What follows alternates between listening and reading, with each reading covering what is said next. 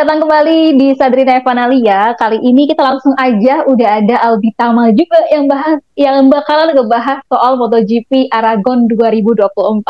Nah, Bi, tadi kan kalau kita lihat ini gimana memang keseruan dari MotoGP Aragon 2024. Kalau misalkan kita ngobrolin Marc Marquez, ya udahlah ya, dia teguh udah gak ada obatnya.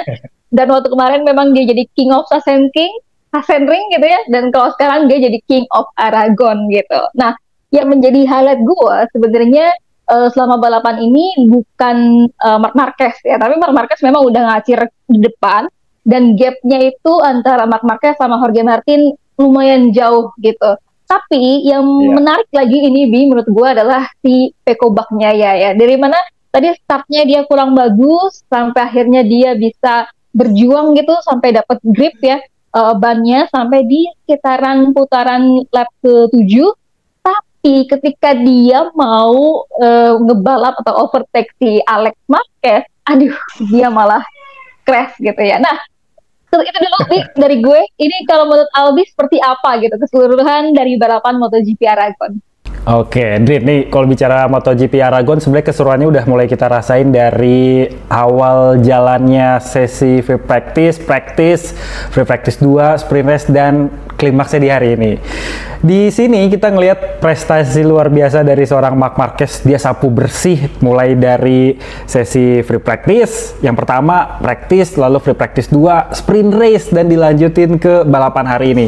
Pokoknya semuanya dibabat habis sama Marc Marquez dan kayaknya udah lama banget ya kita nggak melihat lagi Marc Marquez itu naik di atas podium tapi sebagai juara satu. Kalau kemarin-kemarin kita udah ngeliat Marquez kan di podium gitu, tapi podium 3, podium 2 udah belum ya, gue lupa gitu. Tapi anti klimaks gitu. Tapi di hari ini kita kembali melihat Marc Marquez setelah 1043 hari akhirnya bisa lagi merebut gelar juara gitu ya. Nah, ini pun dilakukan setelah terakhir kali Marc Marquez juara di Emilia Romagna di tahun 2021, saat itu masih pakai Honda. Dan kalau misalnya kita bicara soal race-nya hari ini, itu perasaan gue bener-bener campur aduk, deg-degan juga. Dan tadi sebenarnya pas di tengah-tengah race tuh gue pengen sambil ngechat lo, Drin. Gue cuman berharap Pecco nggak jatuh gitu, karena dia lagi fight banget. Setelah start di posisi ketiga, dia kececer karena pada saat start dia kepelintir gitu ya, ban belakangnya ngesot, dia akhirnya kececer ke posisi ke-6 atau kalau nggak salah ke-7, dan dia fight satu demi satu lawannya sampai akhirnya berhasil berada di posisi ke-4 di belakangnya Alex Marquez. Tapi kalau misalnya gue mau nganalisa dulu sedikit, tentu ini akan ada yang kontra ya, ada yang pro, akan ada yang pro sama gue dan juga akan ada yang kontra sama gue. Tapi ini gue melihat dari segi pandang analisa pembalap. Tadi itu Pecco memang terlihat agak memaksa, tapi masih natural gitu ya. Ketika Alex Marquez ini melebar, Pecco di situ mencoba buat masuk, dan sebenarnya udah sempat masuk dan langsung ambil tikungan ke kanan ya, kan ada chicane gitu. Nah, tapi Alex Marquez yang kelihatannya tuh kaget dan mencoba untuk mempertahankan posisi, dia nggak lihat posisinya Pecco tuh udah masuk, karena ban depannya Pecco kalau di balapan tuh ban depan udah masuk duluan. Selang beberapa langkah lah dari motor yang di belakangnya, itu sebenarnya udah racing line-nya udah keambil. Tapi di situ Alex Marquez entah karena dia kaget atau dia mencoba untuk mempertahankan posisinya, karena dari tikungan ke kiri tiba-tiba belok ke kanan, maka dia akhirnya nyeruduk sisi kanan dari motornya Pecco dan kena Pecco sendiri, dan akhirnya kita ngeliat crash yang cukup mengerikan ya. Pecco ketiban motornya Alex Marquez, keseret dan sempat keguling beberapa kali. Di situ gue langsung rasa nyes, pertarungan Pecco akhirnya bisa lebih panjang lagi di sisa sekitar 8 ataupun 9 balapan ke depan ya buat ngejar poinnya Jorge Martin. Saat ini kan Jorge Martin udah berada di puncak klasemen dengan sekitar 299 poin, dan si Pecco Bagnaia itu poinnya ada di angka 276 poin. Jadi gapnya lumayan jadi jauh nih, yang tadi cuma 3 poin. Jadi harus berjuang. Ya, solusinya adalah gimana caranya Pecco harus finish di depannya Jorge Martin selama beberapa race, ataupun ya kalau misalnya lagi apes gitu Jorge Martin nggak bisa finish di posisi 3 besar, ya itu kesempatan besar buat Pecco. Nah, tapi walaupun hati gue kecewa, walaupun hati gue teriris sebelah karena jagoan gue Pecco ini crash dan ketinggalan poin dari Jorge Martin sekarang, tapi gue tetap seneng karena itu tadi Marc Marquez akhirnya bisa kembali juara. Menangnya dramatis, gapnya juga cukup jauh dari Jorge Martin yang ada di posisi kedua, ya, sekitar 5 detikan.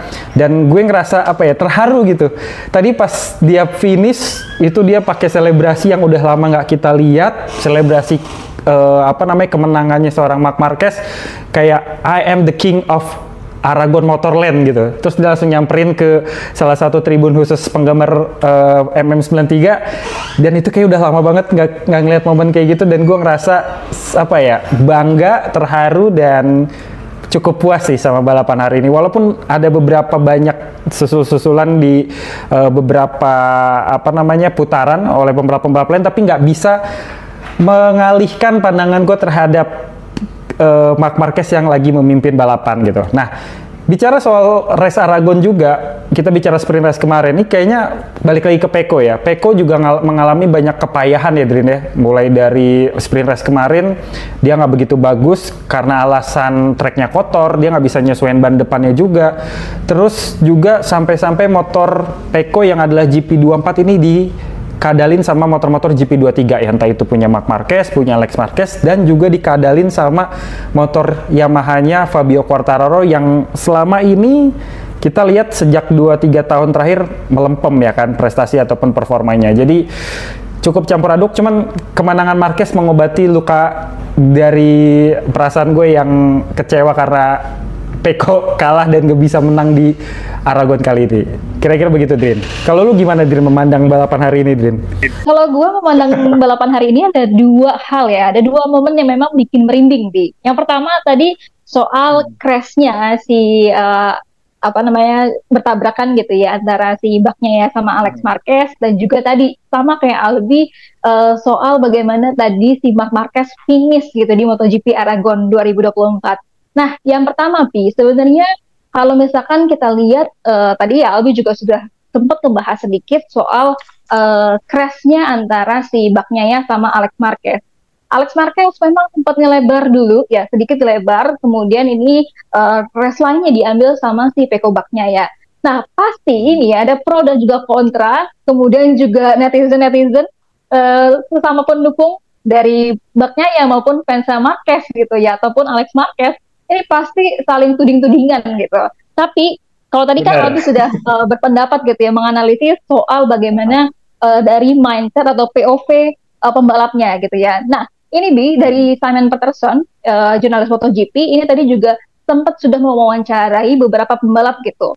Ada Fabio Quartararo sama Miguel Oliveira yang ditanyain soal pendapatnya dari crash-nya Bagnaia dan juga Alex Marquez gitu ya. Nah, kalau dari Fabio Quartararo sama si Miguel Oliveira, ini bilang kalau Alex Marquez yang salah, kayak gitu. Karena tadi kita lihat juga si Bagnaia sudah ada di racing line-nya si Alex Marquez gitu.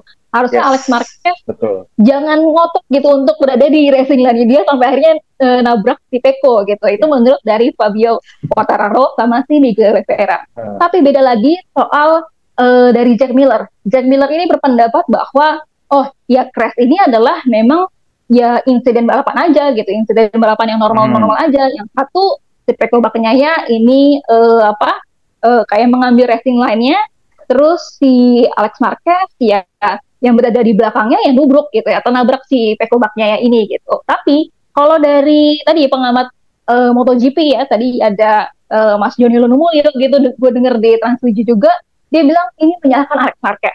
Kalau di Simon Peterson sendiri, yang jurnalis MotoGP, dia juga mengatakan bahwa ini sebenarnya salahnya Alex Marquez. Tapi ya udah Bi, ini kita serahin aja ke Race Direction, tapi karena memang Race Direction juga belum merilis kan ya, siapa yang salah, siapa yang benar.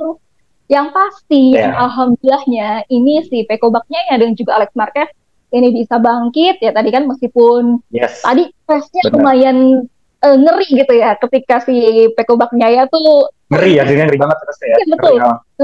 Kelindas dan juga ketiban terus keseret jungkir balik. Tuh.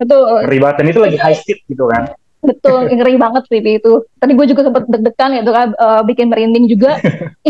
Iya. Parah gitu. Sampai akhirnya gue alhamdulillahnya si Pecco Bagnaia dan juga Alex Marquez itu bisa bangkit gitu ya, bisa duduk, kemudian dia bisa ke ke medical center, dan akhirnya mereka baik-baik aja alhamdulillahnya gitu, Bi. Nah, ini update-nya dari keputusan Race Direction atas insiden dari Pecco Bagnaia dan juga Alex Marquez. Tidak ada aksi lanjutan. Nah, itu pendapat gue soal race-nya si Alex Marquez, kemudian juga Peko Bagnaia ya. Nah, yang menjadi sorotan gue adalah rahasia dan juga kemampuan strategi Marc Marquez gitu ya. Wah, di sini gue bilang nggak ada obat sih, Bi. Karena Marc Marquez ini sudah diakui gitu sama pembalap-pembalap lainnya, hanya dia yang menjadi satu-satunya yang satu-satunya pembalap gitu yang bisa menaklukkan Aragon. Karena apa? Kita tahu kalau misalkan di sirkuit Aragon itu aspalnya baru gitu ya. Tracknya kotor, bisa dibilang kayak gitu. Terus udah gitu, aspalnya juga katanya nggak di-grip bannya. Meskipun si Marc Marquez ini di sprint race kemarin, dia sempat bilang sangat kesulitan di lap pertama, sampai akhirnya di lap kedua dia bisa baru mendapatkan gripnya, dan juga akhirnya dia bisa gitu berperforma baik sampai terakhir. Nah, yang menjadi catatan gue, tadi juga gue sempat baca soal crew chief-nya Marc Marquez gitu ya. Dia si Carchedi, gue lupa, Frankie Carchedi ya. Dia tuh bilang kalau misalkan rahasianya Marc Marquez adalah gaya balapnya Marc Marquez sendiri. Karena ketika dia udah enter ke corner, dan itu dia punya speed yang bagus. Sementara itu bukan cuma speed enteringnya bagus, tapi juga manage gasnya gitu. Tadi kayak tanya si Carchedi sih seperti itu. Kalau Albi melihatnya seperti apa? Oke, bener banget. Nah, ada banyak faktor yang mendukung kenapa Marc Marquez ini bisa juara dan sampai sapu bersih seluruh sesi yang ada di Motorland Aragon itu. Selain yang tadi Sadrina bilang bahwa Marc Marquez ini punya confidence yang tinggi ya kan, dan dia sudah mengenali sangat baik track Aragon ini. Nih Din, kalau misalnya dari catatan gue, 2013 di tahun perdana Marc Marquez masuk MotoGP, dia langsung juara di Aragon. Lalu di tahun 2016 sampai ke tahun 2019 dia berturut-turut juga menang di Aragon. Itu artinya ini adalah kemenangan yang ke-6 buat Marc Marquez di sirkuit Aragon sendiri, setelah tadi kalau kita lihat 1043 hari setelah di tahun 2021 di Emilia Romagna gitu ya. Nah, selain Marc Marquez ini sudah bisa mengenali sirkuitnya dan juga dia udah mengenali karakter motornya, GP23 dia udah pakai lebih dari setengah musim, dan bisa aja ini udah menciptakan confidence yang begitu tinggi sama Marc Marquez. Belum lagi pada saat race-race sebelumnya, kalau nggak salah race yang lalu ataupun 2 race yang lalu, Ducati itu ditantang kan sama beberapa fans dari Marc Marquez sendiri bahwa bisa nggak nih Ducati bikin Marc Marquez juara sebelum nantinya pindah ke tim pabrikannya Ducati Lenovo.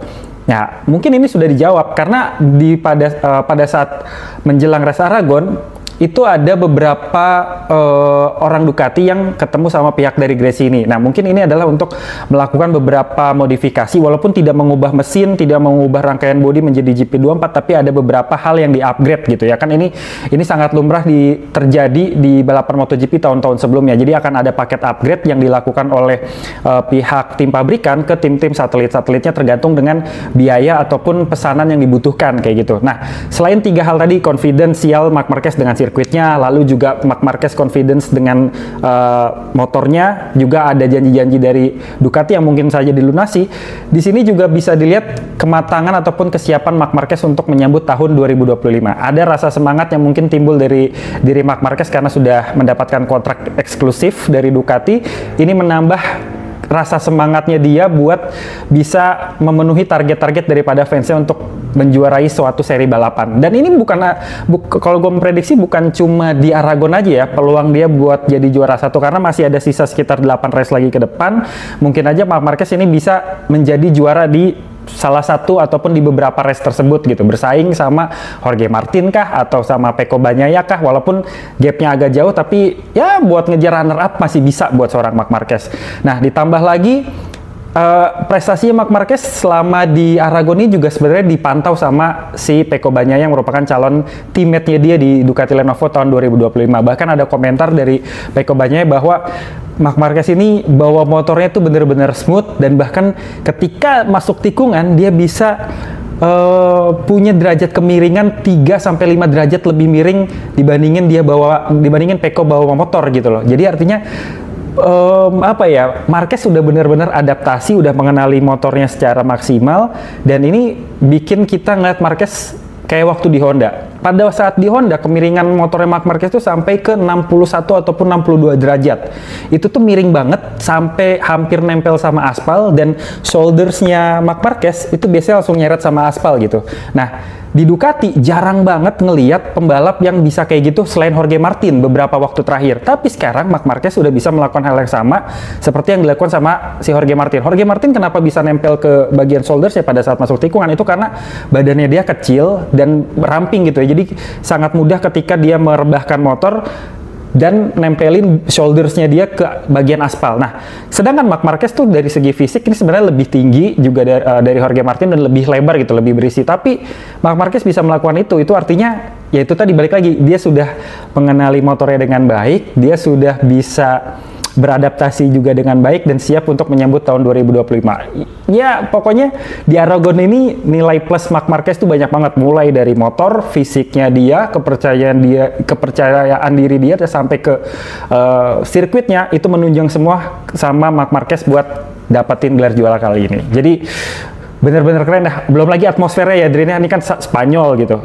Marc Marquez orang Spanyol, jadi dia merasa ini home race buat dia lah gitu intinya. Iya bener, tapi pujian setinggi-tingginya memang ya angka topi lah buat Marc Marquez gitu, Be. Tapi kalau gue sendiri, gue bakal memuji Pecco Bagnaia juga nih, Bi. Albi pasti senang juga kan, balapnya di Aragon dipuji-puji nih. Karena apa? Kalau gue melihat Pecco Bagnaia kan memang kesulitan ya sejak di free practice pertama gitu. Katanya Pecco Bagnaia dia kehilangan gripnya karena kan tadi sirkuit Aragonnya juga baru di aspal, kemudian juga sempat hujan sampai akhirnya treknya kotor gitu. Kemudian juga ada masalah-masalah lagi kayak misalkan warming up lap itu juga si Pecco Bagnaia sempat whole shot device-nya itu nggak berfungsi gitu ya, dia sampai bermasalah ya, kunci gitu motornya, dan baru bisa beberapa kali dia coba sampai akhirnya dia bisa stop gitu. Sampai si Opatarzozi ini juga tadi pas lagi pas mau start itu bener-bener dia ngeliatin gitu ke sirkuitnya, ke starting gridnya, dan bilang sama si race directionnya untuk ini apa namanya, tracknya kotor gitu ya. Nah, dari beberapa kendala-kendala yang dialami sama si Pecco Bagnaia sampai akhirnya pun di sprint race dia cuma berhasil finish ke-9 gitu. Nah, gue sih mengapresiasi ya bagi si Bagnaia ini. Karena apa? Karena tadi di balapan meskipun dia sempat di posisi ke-7, tapi tuh dia mentalnya mental yang nggak menyerah gitu ya. Sampai akhirnya dia bisa punya grip lagi, dia bisa mau apa namanya, ngebalap lagi gitu untuk di posisi ketiganya gitu, Pi. Nah, ya, tapi yang jadi pertanyaan gue adalah begini, ada yang bilang gitu ya, tadi kan Albi bilang apa ada dari pihaknya Ducati, terus dari itu ke Gresini, mungkin ada sejumlah modifikasi di GP23-nya si Marc Marquez. Tapi ada juga nih netizen yang bilang kalau misalkan si Marc Marquez ini udah pakai atau mencoba dari teknologinya GP25. Ini benar nggak sih, Bi? Abi punya informasinya atau gimana? Oke, nah terkait dengan Marc Marquez ini udah nyoba teknologi terbaru yang mungkin disematkan di motornya atau belum, memang belum bisa gue konfirmasi. Tapi yang gue endus adalah memang benar ada pertemuan antara daripada prinsipal Ducati, tim inti Ducati ke Gresini untuk melakukan sejumlah komunikasi. Nah, disinyalir komunikasi yang dilakukan ini adalah untuk bisa memenuhi janji-janji dari Ducati sendiri untuk membuat Marc Marquez bisa juara di musim 2024. Dalam arti juara ini adalah juara daripada seri gitu ya, bukan juara dunia. Karena kalau juara dunia tetap prioritas Ducati pasti diarahkan kepada Pecco Bagnaia. Walaupun kemarin juga sempat dibilang Marc Marquez boleh banget juara dunia gitu, karena pada tahun 2025 dia akan masuk tim pabrikan dan bisa aja membawa nomor satunya itu ke pedok Ducati Lenovo lagi.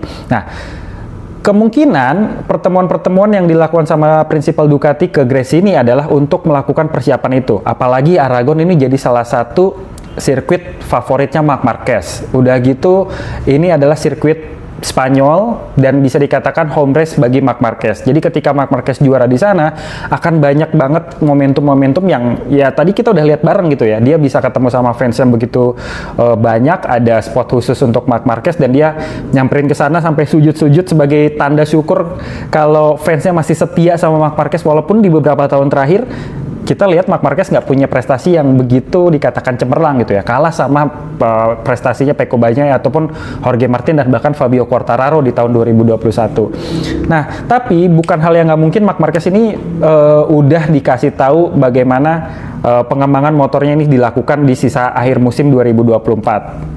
Upgrade kepada motor-motor tim satelit di MotoGP itu memang biasa dilakukan menjelang akhir tahun karena mungkin masih ada stok mesin yang belum kepake, lalu juga masih ada upgrade yang mungkin masih bisa nih dipakai dan itu dilegalkan oleh Dorna sendiri selama belum menghabiskan jatah yang sudah ditentukan kayak gitu.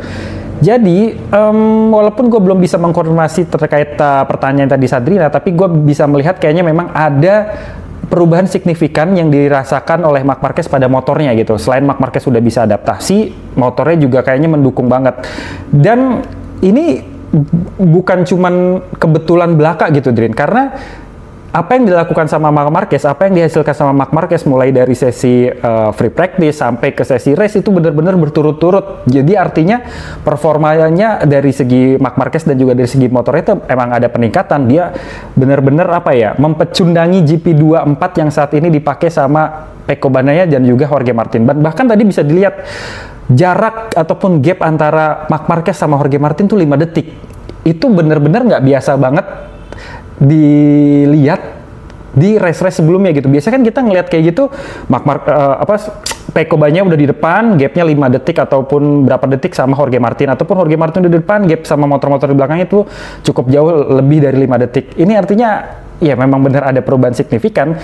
Bisa dibilang Ducati sudah memenuhi janjinya ke fansnya Marc Marquez untuk membuat Marc Marquez juara di salah satu seri balapan. Dan kita berharap Marc Marquez akan terus konsisten di sisa akhir musim untuk bisa ngejar runner up. Juara satu tetap Pecco. Tetap ya, Pecco Bagnaia nomor 1.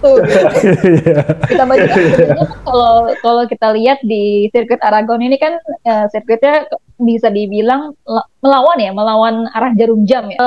Kalau yang kita lihat juga sebenarnya di Aragon ini ya lead angle dari left angle-nya si Marc Marquez kan juga bagus banget gitu, ditambah dengan gaya balapnya. Yes. Ya gue pikir sih udahlah, dia di Aragon udah keren banget gitu. Iya, padahal Aragon ini kan sebenarnya tahun 2023 kemarin itu nggak dipakai kan, karena ada penurunan jumlah penonton yang begitu signifikan, cuma 30 ribuan sekian, sehingga pihak MotoGP membatalkan. Nah, tapi karena di 2024 ini banyak sirkuit yang batal, mulai dari Sokol yang ada di Kazakhstan, lalu juga Bud International Circuit di India, mau nggak mau, akhirnya Aragon dipakai, dan ternyata membuahkan prestasi buat Marc Marquez.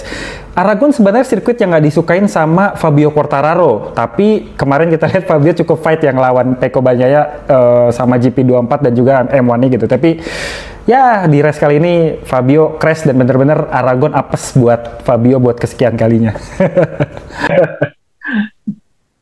Oke, Bi. Kita kan tadi udah ngomongin soal balapan dan juga analisisnya, kelebihannya, rahasia Marc Marquez seperti apa, kemudian juga kelemahan atau yang menjadi problem dari Bagnaia gitu. Nah, gue akan lebih ke bursa pembalapnya lagi karena kan beberapa belakang ini waktu ini juga ada 2 pembalap gitu ya yang akhirnya diumumin sama masing-masing tim, yaitu ada Somkya Chandra ya dari Thailand, yes. Kemudian juga ada Fermin Aldeguer juga, dan juga Ai Ogura gitu ya. Nah, ini dari Albi melihat si pembalap Thailand ini, berarti dia pembalap kedua dari Asia Tenggara ya, setelah si Hafiz Syahrin yang akhirnya bisa ke MotoGP gitu. Nah, kalau Albi melihatnya si Somkya ini kayak gimana?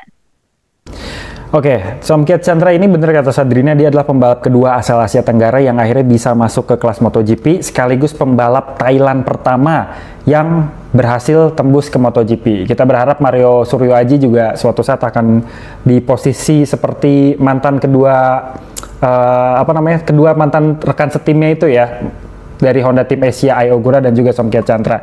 Nah, kalau Somkiat Chantra ini sebenarnya dia bersama Ai Ogura jadi masing-masing dari salah satu jebolan Asia Talent Cup generasi awal yang akhirnya bisa masuk ke kelas MotoGP. Nah, kalau misalnya Ai Ogura kita lihat kemarin perpindahan dari Moto2 ke MotoGP-nya, dia lebih memilih tim Trackhouse ya kan, yang pakai motor Aprilia, karena dia nggak mau masuk ke Honda yang saat ini belum bisa dikatakan punya motor yang kompetitif gitu. Walaupun dia disekolahin sama Honda, dia dapat sokongan besar dari Honda, tapi dia nggak mau gitu. Walaupun ada bayang-bayang Honda ini adalah raksasa ataupun korporasi besar soal motor gitu ya, dan mungkin Ai Ogura nggak ngeliat di tahun 2027-nya akan seperti apa. Nah, tapi berbeda halnya dengan Somkiat Chantra. Somkiat Chantra tuh kayaknya pas ditanya sebelum diumumin Somkiat Chantra tuh ditanya sama wartawan, apakah benar nih dapat promosi ataupun ada komunikasi soal perpindahan dari Moto2 ke MotoGP. Somkiat Chantra senyum-senyum aja, cengir-cengir aja, dan dia lebih cenderung ke arah sumringah gitu, Din.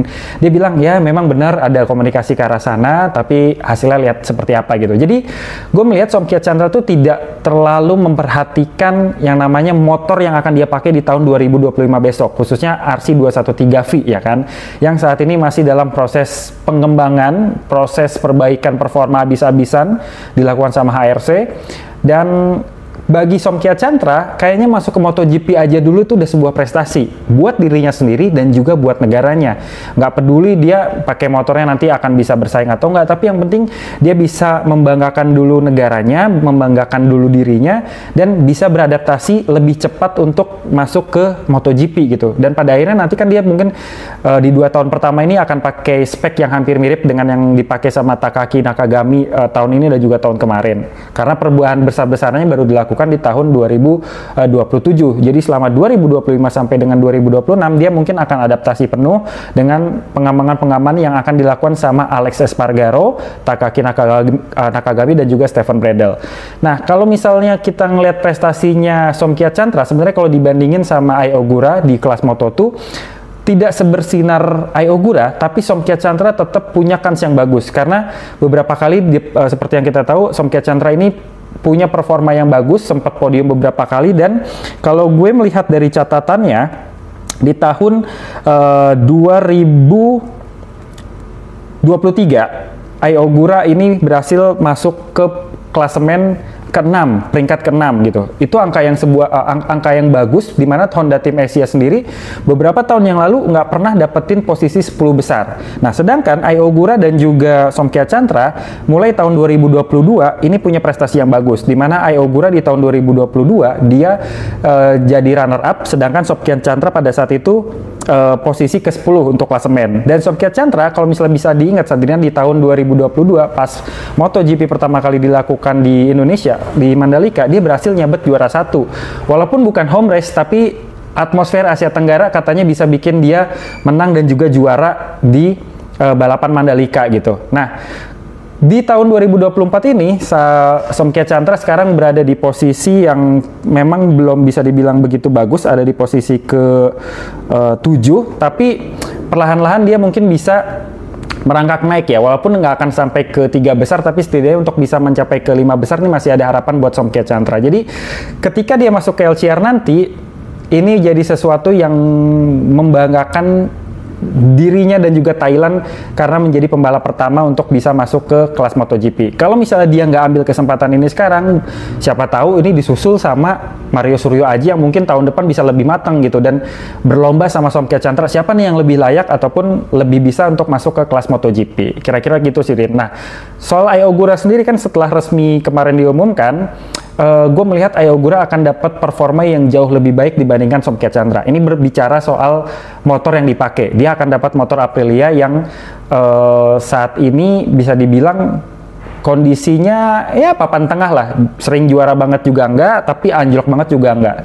Dan bisa bikin Ai Ogura lebih mengenal tim-tim balap di luar tim yang dikelola sama orang-orang Asia. Karena dari pertama kali Ai Ogura dan Somkiat Chantra ini berkarir, dia selalu di-manage sama orang-orang Asia, entah itu Jepang, Thailand, dan juga Malaysia, mulai dari Asia Talent Cup sampai ke kelas Moto2 dikelola sama orang-orang Asia. Nah, mungkin ini akan jadi pelajaran berharga buat Ai Ogura khususnya yang nantinya masuk ke tim balap yang mayoritas adalah orang Amerika Serikat. Nah, kalau si Somkia Chantra mungkin ini akan ada perpaduan ya.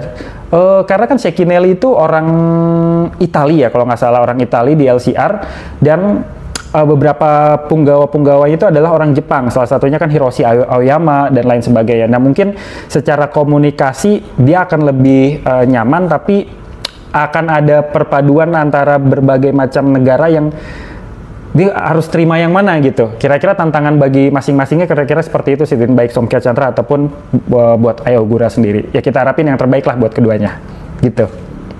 Oke, Bi. Tadi juga gue sempet ini sih nonton ya konvesnya si Somkia Chantra gitu. Ketika dia diumumin atau tanda tangan gitu naik ke MotoGP, dia tuh sangat-sangat terharu. Kemudian juga bilang dia nangis gitu dan langsung telepon mamanya. Lucu banget. Dia langsung telepon mamanya dan ngasih tahu kalau misalkan dia bakalan naik ke MotoGP gitu sih. Wah, itu ya luar biasa juga sih bagi pembalap-pembalap Asia gitu. Itu kan kedekatan sama orang tua juga pasti, kedekatan sama keluarga itu pasti banget gitu. Apalagi ya bukan cuma pembalap Asia doang sih, tapi kalau kita lihat juga tadi di MotoGP Aragon semua keluarganya Marc Marquez itu datang gitu. Ibunya, bapaknya, terus ada pacarnya juga, ada pacarnya Alex Marquez juga gabung semua di situ. Nah, Bi, ya udah ngira Marc Marquez bakal juara gitu ya. Sudah mengira. Iya betul. Tapi ini tadi kan Albi juga sempat ngomongin soal MotoGP Mandalika alias di Lombok ya, di Indonesia gitu ya, bakalan nanti mungkin di bulan September 2024. Tapi ini ada kabarnya yang bertembus agak tidak tidak baik gitu, kurang baik, karena katanya MotoGP Mandalika ini ancam batal karena si pihak dari MotoGP Mandalika ini atau ITDC ini belum membayar hosting fee ke MotoGP. Nah, kalau Aldi informasinya seperti apa dan penyebabnya apa sih, Bi? Memang harus bayar dulu atau bisa bayar di depan setelah balapan?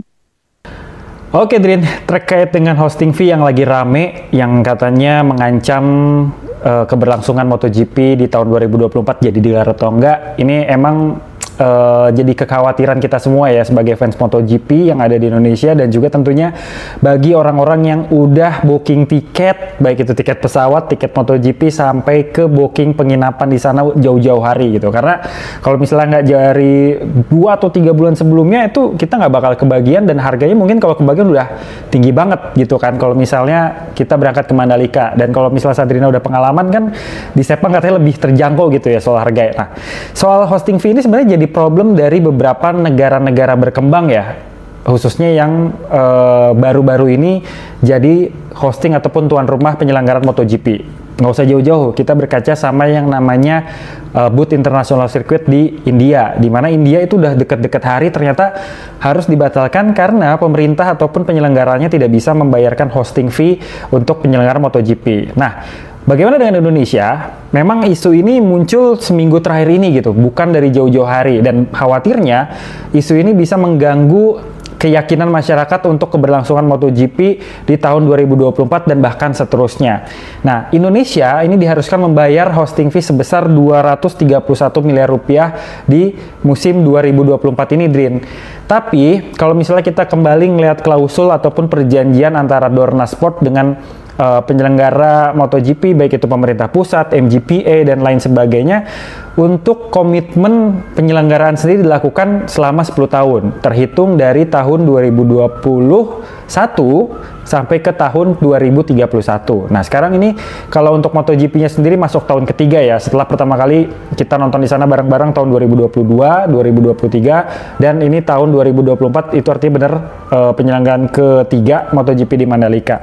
Nah, kalau misalnya kita lihat lagi perjanjian antara pengelolanya sendiri, dalam hal ini adalah BUMN, ada ITDC ataupun Injurni, lalu juga pemerintah pusat yang dilakukan oleh Kemenparekraf. Di 2 tahun pertama, ini pemerintah bilang kalau penyelenggaraan MotoGP masih jadi bagian tanggung jawab mereka. Di tahun pertama ini full pemerintah pusat dari beberapa kementerian, khususnya Kementerian BUMN dan juga Kementerian Pariwisata dan Ekonomi Kreatif ini mensubsidi ataupun membayar seutuhnya, mulai dari persiapan untuk sirkuitnya, lalu juga persiapan untuk area wisata, penginapan, akomodasi dan lain-lain, sampai ke pembayaran hosting fee.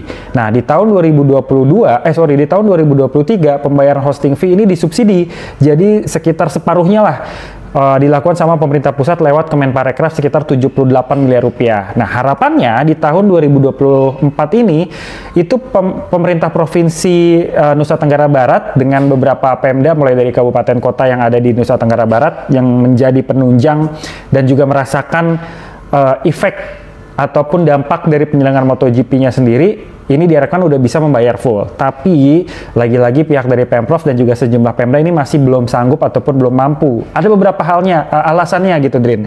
Yang pertama, penerimaan pajak ataupun dana dari beberapa pihak, mulai dari akomodasi perhotelan, lalu juga dari beberapa tempat-tempat wisata ini belum optimal ya, karena sejauh ini balapan kan cuma 1 tahun sekali dan penontonnya pun cuman stay di sana paling lama 1 minggu gitu. Kalaupun ada yang lama, ya itu pun kayak apa namanya, nggak yang harganya tuh nggak yang begitu tinggi gitu loh. Kayak misalnya tim-tim Martial kayak gitu-gitu kan mungkin diambil dari masyarakat lokal kayak gitu. Nah, tapi buat wisatawan baik itu penonton ataupun beberapa kru balap dan lain sebagainya kan cuma datang di 4 ataupun 5 hari sebelum balapan. Nah, ditambah tahun ini kan tahun politik, pemerintah pusat dan juga pemerintah provinsi maupun pemerintah kabupaten kota tentu fokus untuk pilkada, karena tahun ini bulan November tepatnya akan ada pilkada, dan saat ini juga pemerintah provinsi dan juga pemerintah kabupaten kotanya beberapa dijabat sama penjabat gubernur. Jadi ngomongin politik nih kita nih, tapi ini emang ada sangkut pautnya ya. Jadi mereka belum punya dana yang bisa mereka alokasikan untuk penyelenggaraan MotoGP secara utuh gitu. Kalaupun ada ya tetap nggak cukup gitu, harus tetap minta bantuan dari pemerintah pusat. Nah, tapi ada info bagusnya, info dari ITDC sendiri disampaikan sama Troy Waroka gitu ya, bahwa MotoGP 2024 dipastikan akan tetap berlangsung, tetap berjalan buat para penggemar ataupun penonton MotoGP yang udah kadung beli tiket ataupun dapat tiket gratis dari manapun, terus juga dapat tiket pesawat dan juga akomodasi penginapan yang udah di booking dan lain sebagainya. Ini nggak usah khawatir karena pihak dari pemerintah menjanjikan untuk tetap bisa terselenggara. Lalu apa janjiannya gitu antara pemerintah dengan Dorna? Jadi pemerintah kita lewat BUMN ataupun lewat ITDC ini bilang akan melakukan pembayaran hosting fee pasca digelarnya acara balapan MotoGP di Mandalika. Ya mungkin dengan adanya dana-dana yang masuk mulai dari pajak penginapan, lalu juga dari pajak-pajak tiket pesawat, lalu juga dari pembelian tiket dan lain sebagainya, diharapkan ada pundi-pundi yang bisa masuk dan nanti akan ada subsidi dari pemerintah pusat yang diharapkan bisa melanggengkan acara ataupun penyelenggaraan MotoGP di tahun 2024 ini. Dan kabarnya juga RI1 yaitu Presiden RI Joko Widodo dan juga Presiden terpilih Prabowo Subianto direncanakan akan datang ke sana. Jadi mau nggak mau harus juga dilakukan bahwa penyelenggaraan MotoGP 2024 ini harus tetap bisa berjalan dan dilakukan. Dan gue harapannya ya, Drin ya, nggak cuma berhasil membayarkan ataupun menalangi dana hosting fee di tahun 2024 aja, tapi juga berkesinambungan setidaknya sampai 2031 sesuai kontrak komitmen yang dilakukan antara pemerintah Indonesia dengan Dorna Sport sendiri, supaya MotoGP ataupun nanti Superbike bisa balik lagi ke Mandalika. Karena sayang banget ya, kita udah punya sirkuit sekeren itu, pemandangan dan tempat wisatanya bagus, disukai sama beberapa pembalap buat liburan. Sayang kalau cuman jadi alat politik aja gitu. Diharapkan ya bisa sustain dan juga bisa harganya lebih murah di kemudian hari. Ya betul, Bi. Kalau yang gue baca-baca dan juga tahu, ini juga pemerintahnya Pemprov NTB ataupun ya Pemprov NTB itu mereka bilang juga mereka kekurangan untuk bisa membayar hosting fee itu karena ada PON juga gitu. Terus udah gitu memang Kemenparekraf Sandiaga Uno juga udah bilang gitu kalau misalkan ya sudah, kalau misalkan memang Pemprov NTB belum mampu untuk membayar hosting fee itu, ya nggak apa-apa, kita kolaborasi aja, katanya si Menparekraf Sandiaga Uno. Nah ini mungkin ini juga jadi jalan tengah gitu ya antara Pemprov kemudian juga dari pusat untuk bisa ya udahlah ini diselesain gitu daripada nanti MotoGP Mandalika batal dan akhirnya semua bukan cuma yang dirugiin bukan cuma pemerintah dan juga lokalnya gitu tapi kan ya kita kita juga gitu fans MotoGP yang udah beli Betul. tiket yang udah beli Iya. akomodasi beli tiket pesawat gitu ya dan bener Bi, ini pengalaman gue share pengalaman gue ketika gue nonton MotoGP Mandalika di tahun untuk pertama kali tuh di tahun 2021 berarti. Dan itu harganya Oke. wah lumayan gitu ya. Karena itu aja gue udah mencari akomodasi, kemudian menjadi tiket pesawat, kemudian juga tiket MotoGP-nya itu udah dari jauh-jauh hari. Kalau misalkan pesawat sama akomodasi atau tiket hotel atau penginapan itu gue cari 6 bulan sebelumnya, 6 bulan sebelum Waduh. dari apa namanya balapan, gitu ya. Kalau nggak salah waktu itu di Iya. awal tahun malah di awal tahun 2021 itu udah nyari-nyari ya. Terus udah gitu eh, dapetnya ya nggak murah juga gitu. Dapetnya juga mahal-mahal juga. Apalagi di sana penginapannya, kalau gue waktu itu gue jujur aja, penginapannya itu rumah warga biasa. Kita dapat satu rumah Hmm. dan itu Oke. satu malam itu harga 500.000. Jadi Wow. lumayan banget kalau misalkan kita seminggu di situ udah hampir 3.500.000 gitu. Meskipun ya fasilitasnya fasilitas rumah biasa gitu ya, rumah warga yang kalau bisa dibilang sangat lokal sekali. Atapnya itu atap tikar gitu ya, dan cuma ada Jerami-jerami gitu ya. satu ya betul, ya, ada jeram-jeramnya gitu. Tapi ya kalau gue sih sebenarnya ya nggak apa-apa juga gitu, nggak masalah juga. Karena ya 1 tahun sekali ya wajar ketika apa warga di sana ataupun pemerintah yang di sana itu menaikkan harga gitu. Tapi yang mudah-mudahan sih eh, naikkan harganya tuh jangan terlalu jauh gitu daripada yang hari-hari biasanya gitu Pi. Dan kalau bisa Iya, iya, ditotalin iya. ya selama 5 hari waktu gua di sana tuh hampir 10 juta lebih ya. Wah itu Hah? gila sih. 10 juta lebih. Oke, 10 oke, juta oke. lebih itu Nah, berdua ya.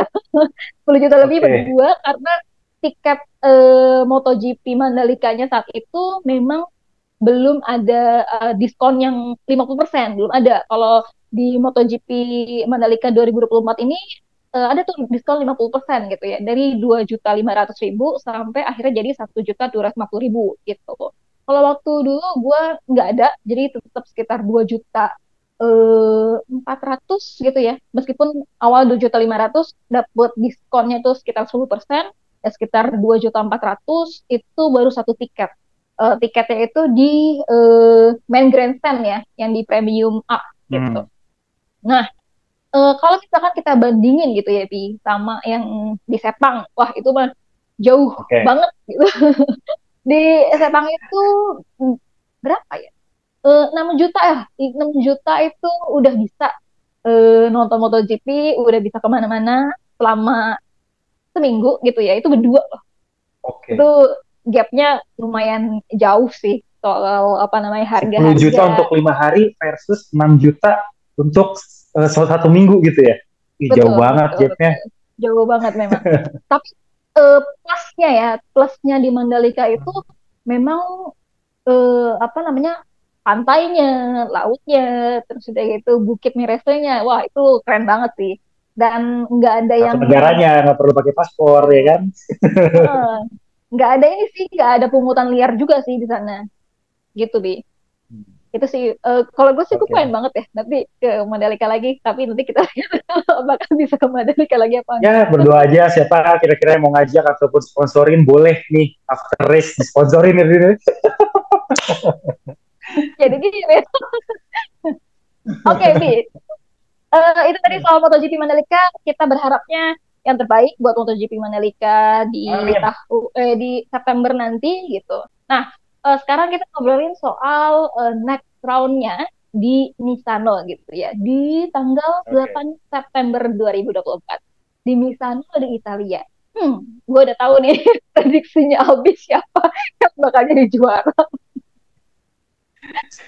Buat next round-nya kita akan menyaksikan bersama balapan di San Marino ya, di sirkuit Misano, dan ini double header buat ngegantiin Booth International Circuit yang tadi udah kita bahas nggak bisa bayar hosting fee di tahun 2024 ini. Double header ini artinya 2 kali balapan berturut-turut ya di sirkuit ini, di sirkuit yang sama, cuman beda tema aja. Yang pertama San Marino, yang satunya Emilia Romagna gitu, tapi sama-sama di sirkuit Misano. Nah, kalau yang udah-udah ini kan secara tuan rumah gitu kan, ada Ducati, ada Pecco Bagnaia. Gue memprediksi semoga Pecco Bagnaia bisa membayarkan hutang hari ini karena crash di Aragon gitu. Nah, karena dia orang Italia, ada di tim Italia dan balapan di sirkuit Italia, semoga Jorge Martin bisa di posisi kedua dan Pecco Bagnaia di posisi 1. Posisi 3-nya gue berharap Marc Marquez. Tapi antara Marc Marquez ataupun Jorge Martin terserah deh. Siapa yang mau kedua ataupun ketiga terserah. Yang penting Pecco Bagnaia ini bisa juara 1. Karena yang udah-udah kan di Misano ya jawaranya Pecco Bagnaia ya. Kalau gue prediksinya begitu, Drin. Lu gimana, Drin? Ya udahlah, sama, soalnya kan misalnya ya, di Italia gitu, ya pembalap Italia gitu, apalagi kayak gitu, ada Pecco Bagnaia, apalagi ya deket banget sebenarnya sama, ya kemudian ada Enea Bastianini juga, kemudian ada Marco Bezzecchi juga, istilahnya gitu ya, pembalap Italia yang masuk ke VR46 Academy, karena kan ya mereka juga latihannya di Misano gitu, deket sama Valentino Rossi juga gitu. Ya, berarti prediksi gue sebenarnya sama kayak Albi. Pertama, Pecco Bagnaia. Kedua itu gue Marc Marquez deh. Gue berharapnya. Oke, Marc. Gue berharap Marc Marquez bisa kedua, kemudian ada Jorge Martin ketiga gitu. Tapi nanti kita lihat ya. Jorge Martin kelima aja lah. Ya ini ya nggak juara dunia ya. Ya biar lebih ketat lagi gitu. Ini gapnya udah kejauhan nih, 276 sama 299 gitu. Oke, Abi ada lagi nggak yang mau ditambahin sebelum kita tutup episode kali ini? Oke, satu lagi. Itu artinya kalau kita ngomongin bursa transfer lagi, masih ada 2 kursi yang belum diumumin ya di kelas MotoGP, yaitu tim satelit dari Yamaha, yaitu Pramac Yamaha. Di mana katanya yang bakalan masuk ke sana itu ada 2 orang pembalap senior ataupun existing, yakni Miguel Oliveira dan juga Jack Miller. Nah, kita tinggal nantikan nih, Drin, apakah benar 2 nama ini yang masuk atau bahkan ada nama-nama baru dari kelas Moto2 yang ditarik ke tim tersebut. Tapi sih informasi yang gue dapat udah sangat positif bahwa 2 nama ini yang bakalan masuk ke tim Pramac Yamaha di tahun 2025 dan bahkan mungkin kontraknya juga panjang sampai ke tahun 2027 nanti. Gitu sih, Drin. Tinggal tunggu pengumuman berarti ya. Tinggal 2 orang ini dan tinggal 2 kursi ini.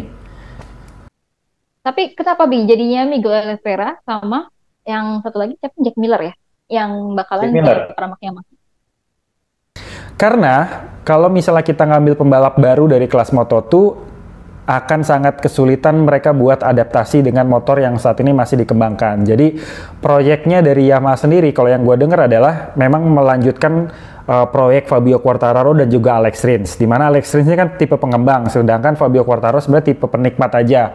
Nah, untuk Miguel Oliveira sama Jack Miller ini juga tipe, kalau Jack Miller benar tipe pengembang, Miguel Oliveira ya setengah-setengah lah, dia punya input dari segi performa, tapi dia tidak mengerti soal mekanik. Nah, kalau misalnya ngambil pembalap-pembalap baru terlalu beresiko mungkin buat Yamaha dengan adanya tim satelit yang bergabung kembali di tahun 2025 besok. Jadi mengambil Jack Miller dan juga mengambil Oliveira bisa dikatakan sebagai keputusan yang cukup dewasa dari Yamaha karena pembalap-pembalap ini udah pengalaman, punya track record masing-masing.